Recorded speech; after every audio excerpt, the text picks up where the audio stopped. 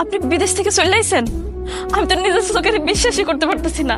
আম্মা, ভাইজান, ভাবি, দেখা যান বিদেশ থেকে কে আইছে। ভাইজান, কি ভালো। আচ্ছা ঠিক আছে, তুই হঠাৎ করে দেশে চলে আইছস? দেশে আসার আগে একটা খবর দিবি না? আপনার খবর দেওয়ার কি লাভ হইতো? আপনি কি আমাকে বিদেশ থেকে কোলে করে নিয়ে দেশে আসতেন? যেহেতু দেশে আসার লগে লগে আপনার লগে দেখা হয়ে গেছে, যে আপনার সাথে একটা ফয়সালা করতেছে। ভাইজান, আপনি আপনার বোরে নিয়ে আলাদা থাকবেন। আমি কি বুঝাইতে চাইতেছি আপনি কি বুঝতে পারছেন? আমি এখন থেকে আপনার খাওয়া দাওয়ার খরচ, জামা কাপড়ের খরচ কোনো খরচাই দিতে পারবো না। আর তাছাড়া ভাইজান দেখেন, আমি অনেকদিন পরে দেশে আসছি, এই বাড়ির সবগুলো রুম আমার লাগবে। আপনি যে ঘরে থাকেন সেই ঘরে আর থাকতে পারবেন। আপনি আপনার ঘরের জিনিসপত্র আর আপনার বউরে নিয়ে এই বাড়ি থেকে বাইরে হয়ে যাবেন। কি হয়েছে আপনার? আপনি তো এরকম আছিলেন না যে ভাইরা আপনি এত ভালোবাসেন।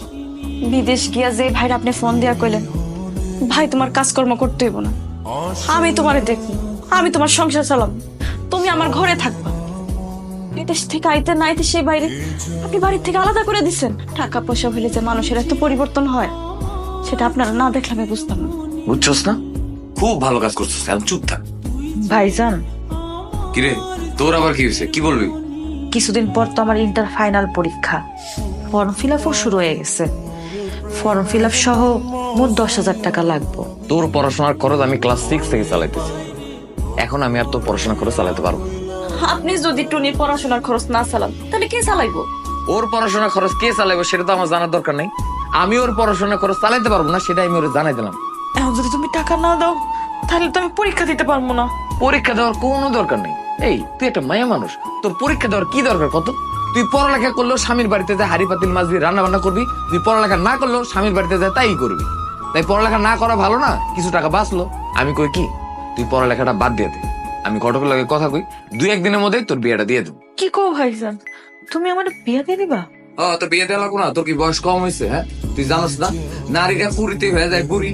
আরে বাবারে, এইসব পড়াশোনা করতে গেলে তুই পরে যায় দেখবি বিয়ে করার জন্য আর পাত্রই খুঁজে পাইতেছিস না। তখন সারা জীবন এই বাড়িতে আই বুড়ি হয়ে পড়ে থাকা লাগে। থাকুক আই বুড়া হইয়া আমার মায়ের ঘরের মধ্যে পড়া থাকুক, এটা নিয়ে তোর এত চিন্তা করার লাগবো না। বিদেশে যাইয়া যে তোর এত অধঃপতন হয়েছে আমি ভাবতেই পারতেছি না।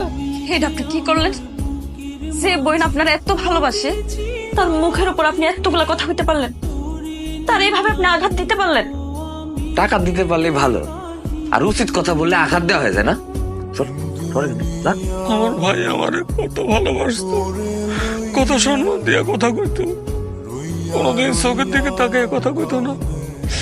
এই ভাই আজকে আমার এতগুলো কথা শুনে আমার মনে আঘাত দিয়ে কথা কই, বাড়ি থেকে বাইরে করে দিল। এটা তো আমি কিছুতে মারে নিতে পারতেছি না। কষ্ট পায়েন না, মানুষ এমনই, মানুষের যখন টাকা হয় মানুষ বদলে যায়। আপনার ভাই বিদেশে যে টাকা কামাইছে সে বদলে গেছে। আমি বুঝছি আসলে আমার ছোট ভাইয়ের উপর এত ভরসা করে আমার একদম ঠিক হয় না। আমি যদি আজকে নিজে কিছু করতাম, কোনো কাম কাজ করতাম, তাহলে তো আমার ছোট ভাইয়ের কাছ থেকে আজকে আমার এতগুলা কথা শুনতে হইতো না।